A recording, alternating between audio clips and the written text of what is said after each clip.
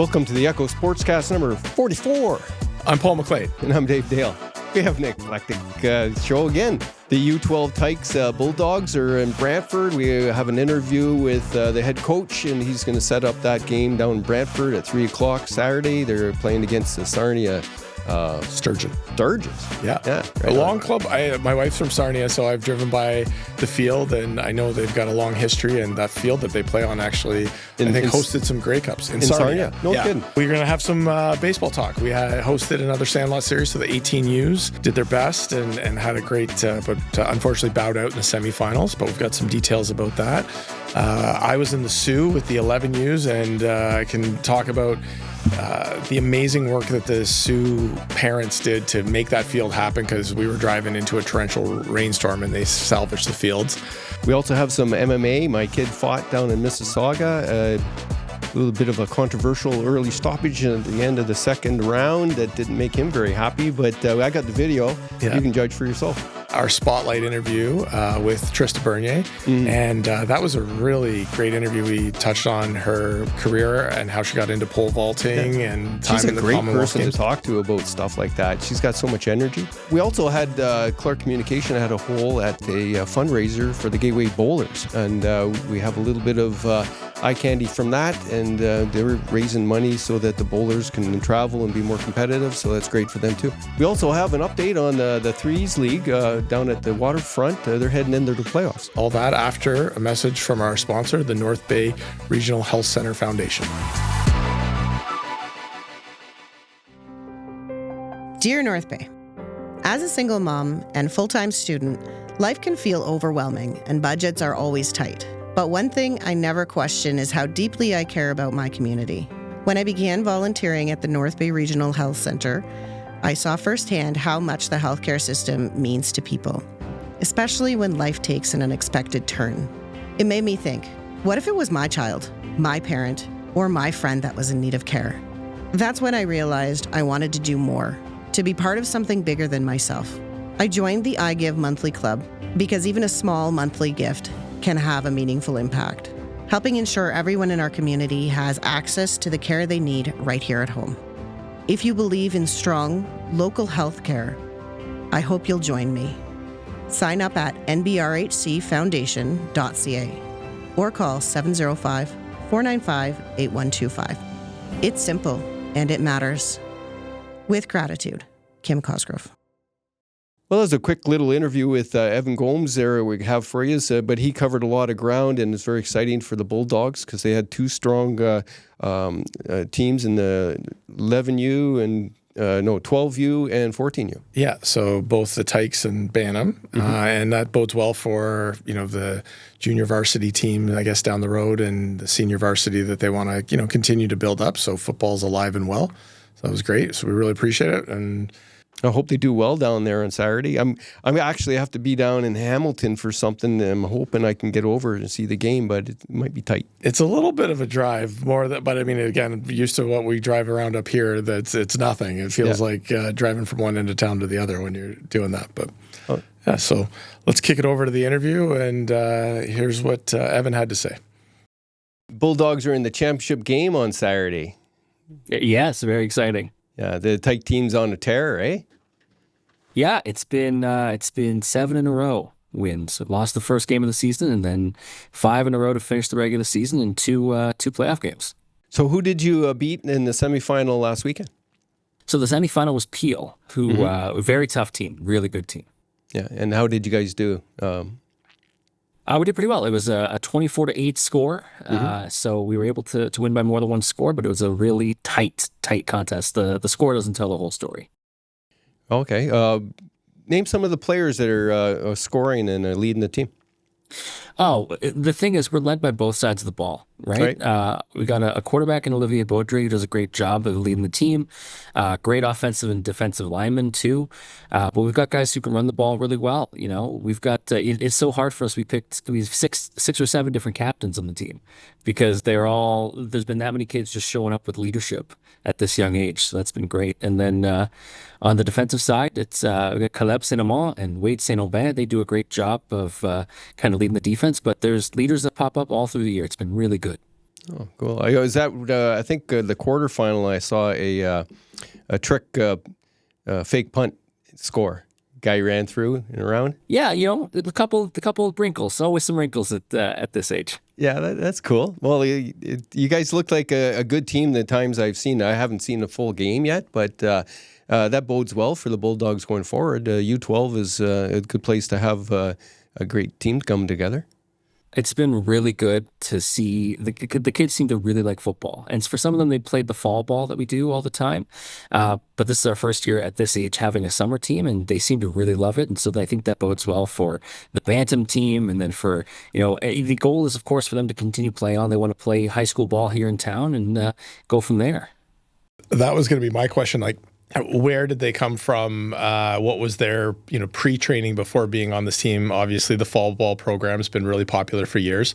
But how many kids on the team, this is really like their first experience? Were there guys that didn't do fall ball or... I'd say a majority of the kids have played fall ball before. They haven't. There's definitely some kids who are brand new to the program or who only started their first experience with football was fall ball last year. Mm-hmm. So this was, new. The whole summer experience has been new for them. But a lot of them, this is just another sport they play. A lot of them play hockey. A lot of soccer players, some lacrosse players, and this is just another good way to kind of get involved and stay active. But we've seen that over the years, some kids who've never played football before, just obsessed with it now. And that's what you want to see, because that's, again, going to be really good for the Bantams and kind of building that North Bay football going forward. Oh, that's great. So you're playing at 3 o'clock in Brantford, and who are you playing for the championship? We're playing the Sarnia Sturgeon. They were first place in their division, so it'll be the two top teams by record going for the championship. Oh, that's pretty cool. Is there a live stream people can watch in case they can't go down there? Yeah, I think the OSFL is going to publicize a live stream. If you go to the OSFL like Facebook or Instagram, I think they'd post something like that. So hopefully people can do. And if people are in the area and North Bay fans and they're in the Brantford region, come on down. It'll be a good time. We always put on a good show, and we travel well. There's a lot of fans for the Bulldogs down there. Oh, right on. Now, just real quickly, an update on some of the other Bulldog teams. I think there was another one that was in the quarterfinal. I didn't catch the scores. Yeah, so the Bantam team lost a heartbreaker. That's right. It was stopped because of the weather. There was some inclement weather. And then in overtime, they lost, but they played an amazing season as well, too. So there's a lot of bright futures for the older Bulldog teams because of some of the talent that's coming through from these younger teams. Oh, okay, cool. Well, we're going to wish you luck and safe travels. And we really appreciate you calling in for this report for our Sportscast. Thank you very much. Happy to be on, and let's get the win. So the fundraiser for the Gateway Bowlers Association, they raised over $5,000, and it's to help our youth bowlers, kids and adults, actually traveling fees to get out to provincials, which are in Sudbury, Timmins, and Thunder Bay this year. The money is presented to bowlers prior to them going and can be used at the discretion to help them with their costs. So that's a good event for everybody that helps support them. Thank you to everybody that's coming out and doing that, because we know there's a lot of charity golf tournaments. It's hard to nail them down and find time, but it's great to have these events, and it's great to have people supporting youth sport. Yeah, we had some discussion about whether or not charity golf is actually a sport. I mean, if you're a average golfer to below average golfer, it's a great way. Nothing's better than, at least it's a good time. Hopefully you can find, arguing it's not a good time. Find some people in the group who can, to hit the ball. And if you're just trying to get 1 out of 4 shots, typically it can go pretty well. I have a rule. If you can buy a string that allows you to not putt, it's not a sport. Yes. Or the 2-putt rule, which is also another one that does a great job of speeding it up. But I'm sure there's a lot of great athletes there, though. Yes. Yeah. They usually are the ones that you see, destroy a course and end up being 16 under to win it. Maybe you can comment and tell me whether I'm right or wrong on how to judge what defines a sport. That's always a good topic. So we had the 18U Sandlot Series this past weekend, and we're really fortunate to have in town the Northumberland Jacks, the Kawartha Cubs, Sudbury Shamrocks, TNT Thunder, Wexford Agincourt Twins, Stainer White Sox, and the Cambridge Cubs. Unfortunately for the Panthers, they lost a tight 11-8 game on Sunday morning, and that was to the eventual winner, Northumberland Jacks. So the Jacks went on to play the Cambridge Cubs and won 16-9. So there's lots of offense, and it was a great event held at Vets and at Omichel. And we had to do a little dancing with the weather on Saturday. But cool. It was great, a great event. And how'd you guys do in the Sioux? In the Sioux, we drove up on Saturday morning. Some of us went Friday, but and we had to push the 1 o'clock game back to 6. We were leading the Sioux 6-2 going into the 5th, and even myself and a couple other parents that have been around for a few years and have seen the big bad Sioux, they came back. Just a great team, wonderful parents, really classy coaching staff, everything. So it's but man, I thought we had them. Like it was, and just some of those little mistakes. Like and it's not throwing the ball around circus style. It was just, one thing where you just kind of miss this, and that error can build up and build up. So they clawed their way back, and we dropped. I think it was 8-6 in 7 innings. And then the next morning we played again after a late night and just kind of everybody enjoying the end of the day. The Sioux even bought us all pizza to take back to the hotels, so they're great hosts. They, wiped the floor with us in the first game. Our boys did not wake up and didn't really answer the bell, so that was a tough kind of 10-0 loss. But came back, and after we got some hot dogs and hamburgers into them, they came out for the second game, and again, it was a great back and forth battle. We dropped that one. I want to say it was 11-8, but a really, just hats off to the Sioux and the parents for all the work they did to keep those fields playable for us. They had to cancel their own local tournament because the fields were so bad, but they knew we were coming, so they didn't want to, let us down, and made sure that we had something to play on. So it was great, and they'll be back. We're going to return the favor. They come back to see us in August. So the last bit of news we have is the 9U Panthers 2 weeks ago were in a tournament in Etobicoke, and while they didn't get the results they wanted, they went 1-2. They lost to a very tough Annette A's program that's in a suburb of Toronto near High Park. They actually beat the 9U Sioux team at a different tournament, so they can definitely play if they're beating teams from the Sioux. North Bay did pick up a big win over the Clarington Orioles to finish off, but one of the best results from it was some of these tournaments like to do skills competitions. And so Jude Martell won the longest throw. So he launched a ball 160 feet. That was 20 feet further than the next closest competitor. Michael Petro crushed a ball 180 feet to win the longest hit. And Blaze Prytula touched them all and made it around the bases in 14 seconds to take home the award for fastest runner. And what was amazing was he actually slipped on first and still was able to recover and keep going. So clean sweep for the Panthers in the skills. And, they're going to be back with some more games. I know Sault Ste. Marie is coming to see them. Aurelia's coming up. So they've got games, and they're just getting ready to finish out the season. They'll have a Northern Showcase in Sudbury, and then they'll go to provincials, I think, which are, again, in the Sioux for them. So we mentioned it in the intro. Our spotlight interview was Trista Bernier, and again, a certified fitness trainer in town, a avid golfer, former pole vaulter, Commonwealth Games athlete, and just overall fitness enthusiast. CrossFit is another thing that she's really big on. So we had a great interview with her. Lots of things. We think you'll really enjoy this interview. So without further ado, here's Trista Bernier. With us today, we have Trista Bernier. We have North Bay Sports Hall of Fame member, Canadian pole vaulter, and personal fitness trainer, and let's say advocate for female health. Yeah, well done. Okay, yeah, I didn't know where you were going with that. Very recently listed in the top 15 female athletes of North Bay all time. And soon to be on a list of 100 of top athletes. Okay, yes. We might be letting stuff out of the bag that we don't know, but I didn't know that. We have an idea, so yeah. But yes, that's very nice to know. So welcome. Yes, thank you for having me.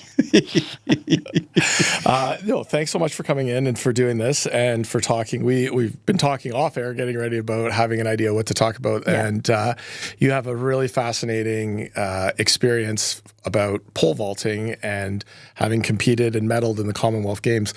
Tell us how you got into pole vaulting of all sports and what led to that. Okay, so gymnastics was my love, but gymnastics leads very nicely into pole vaulting, as it turns out. I think we all know Brian Risk here. He's been a great contributor to all sports. He introduced me to pole vault in high school, but at that point, it was not a woman's sport. It was not recognized. Fast forward to university, I went there for gymnastics. They cut the gymnastics team. By default, I landed on the track team. At that point, it was getting recognized as a female sport. So 1997 at the World Indoors would have been the first time they recognized women's pole vault. So when you're first at doing something, you're a pioneer and you break records and you go far, and it's a lot of fun. So how I qualified for World Indoors, though, was it's the best example of ignorance is bliss ever. Yeah. We were down at a fun track meet in Reno, Nevada. It was just a pole vault mecca. Music's blaring. There's about 4 different runways. But the height is in feet and inches as opposed to meters, which would be... and not metric. Yeah. And I don't know. So the higher the bar went, I didn't know what it was. And I just kept jumping it. And after the competition, I found out I'd qualified for World Indoors. I think if I'd known what the height was, I'm almost positive I wouldn't have made that height.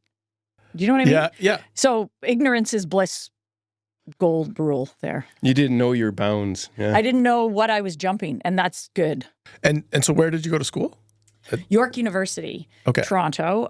So it must have been at Chippewa for high school? Yep. Yeah. Yep. Brian Risk, Chippewa, for sure. So did gymnastics for the first 3 years, and then they cut that, and then, like I said, ended up on the track team. And then, so the track team, that was kind of standard for them that they would go to different meets in the States as well, or was that even what happened? I don't know. It was and pole vault was just a fluke. I feel like if you trust the process. If I had a motto for my life, it's just like trust the process. Things just always fall into place, or they end up how they're supposed to. We had a switch meet. I was doing track, a long jump or triple jump, and then at Christmas, all of us on the York team had to switch and try an event they'd never done before. So my roommate and I, gymnasts, we did pole vault because they had so much fun. The pole vaulters were hilarious and fun, and that's how we got into it. But then I think once university was done, I started competing with the track club. Yeah. I don't even know what your question was now. That's all right. So then you get into that world, and again, like you said, ignorance is bliss, and you're just kind of falling into it, having success. How did we get to the States? Yeah. It was just a track meet that we were traveling to. And then that qualifying for the indoors then gets you on Canada's radar? Yeah. I don't even remember how I did, but yes, then you're competing for Canada. And then I think I got carded. Also a fun story if you want to hear it. So I started to do well. But again, when you're a pioneer, you're doing well. Yeah. I'm not going to take away from it, but so Nike picked me up as a sponsor. Yeah. I was meeting my rep at the Hamilton Spectator Games. So I've been training for, let's say, 2 years in, I want to say, Mizuno's. Yeah. I meet my rep at Hamilton, and he's got this massive duffel bag. It's like Christmas, sign on the dotted line. He's like, you need to be head to toe down Nike, put the shoes on. My first run down the runway, I ruptured my Achilles. That was. So I think that was a really good lesson in biomechanics and your feet. You know what I mean? Yeah. So wow. Anyway, so Nike picked me up, and then I think, so what did I do? I did well somewhere. I did well enough to get carded as an athlete. Yeah. I don't even know if they still do that now. Like A card, would have been at that time Donovan Bailey. Yeah. B card is maybe top 20 in the world. C card is maybe top 25, top 30 in the world. Spring is here, and that means one thing. Baseball is back. At Source for Sports North Bay, we're proud to be part of every pitch, every catch, and every moment that brings our community together on the diamond. Whether it's outfitting little leaguers for their very first game, helping local teams suit up for the season, or simply sharing a love of the sport, we're here for it. We're more than just a sports store. We're neighbors, coaches, teammates, and fans. And we're proud to support the leagues, schools, and families who make North Bay's baseball scene so special. Wherever your sports journey takes you, make sure you visit Source for Sports North Bay at 1321 Fisher Street so we can help you along your way. North Bay's turning 100, and what a time to be here. From the buzz of the Heritage Parade to sunset concerts at the waterfront, the city is alive with celebration. And you know who's right in the middle of it all? Homewood Suites by Hilton North Bay. We're proud to be a part of this milestone moment. Whether you're coming home from a family reunion, planning a gathering with friends, or just simply making the most of everything the Centennial has to offer, our doors are open. Stay in a spacious suite that feels like home, with a full kitchen to cook in, room to relax, and a space to unwind after a full day of fun. Are you hosting something bigger? Our event spaces and amazing local partners like the Grand and Stock Transportation make it easy to bring people together. Best of all, they're just steps from the action. The fireworks, the food trucks, the music, the laughter, it's all right here. Celebrate 100 years of North Bay with us. Use code Centennial to save on your stay anytime this year. Be at home with Homewood Suites by Hilton North Bay. Join the party today at 495 Oak Street West or give us a call at 705-495-3000. So we got an email from the Threes League. They're letting us know about the playoffs that started yesterday, last night. Ankle Breakers Elite were taking on the Golden Gators in the Elite Division. And on the rec side, we had Guardians versus Canadian Springs Splashers, Silver City Slashers vs Ankle Breakers, and Broken Jumpers vs Ball Hogs. So Thursdays at the court down at the waterfront is the action's heating up. That's the first round of the playoffs. There's 3 rounds. So Elite's playing for $1,000. Second place for $500. So money's on the line. Money on the line, and you're not kidding about heating up. Like, this is some kind of weather to be trying to play basketball outside in. Well, you know, it's windy and cool at the waterfront in the evenings, right? Yeah, sure. Yeah, sure. We'll go with that. We'll go with that. Yeah. Well, that's good. It'll be not just a battle to see who's got the best jump shot. It's going to be who's got the best stamina to go on and survive in that. But that's fantastic. And again, it's just a great facility and great to have people down there. And I think the bugs are starting to subside a little bit. It's not shadfly season is on its way out, as far as I know. Yes, it is. Officially from the Shadfly guy interview that was had with Lisa last week. I believe, that's the end of the Shadflies for the season. Good riddance. I'm sure Shadfly Man will be, we'll look forward to seeing him again next year. My kid had his return to the cage on Saturday down in Mississauga. BTS Productions, I believe it is. Promotions. He was disappointed. There was an early stoppage from what we could tell, right at the end of the second round, and we have the video. He was winning. He won the first round, and then the second round he was on his way to winning. And then he took him down and fell into this triangle, and he's trying to get out. And the ref, she's there to make sure nobody gets too hurt. Yep. She was counting these blows as significant, so she's preparing to make sure you'll see her lift up his hands to make sure that he's not being choked out. Yep. And so he responds here. The clacker for the 10-second warning is going to come up pretty close right there. Go. So it's to survive to the 10 seconds, but she turned her back and put herself down in there to stop it, and you'll see that he was pulling his head out before it was stopped. So he's disappointed with that stoppage. It's part of the way these things go. He has to be resilient and get over it, right? Yeah, and his safety is obviously the first priority, but he's also still moving the whole time. It's not like he looks like he's getting choked out. He had no damage, and it was there was a bit of a.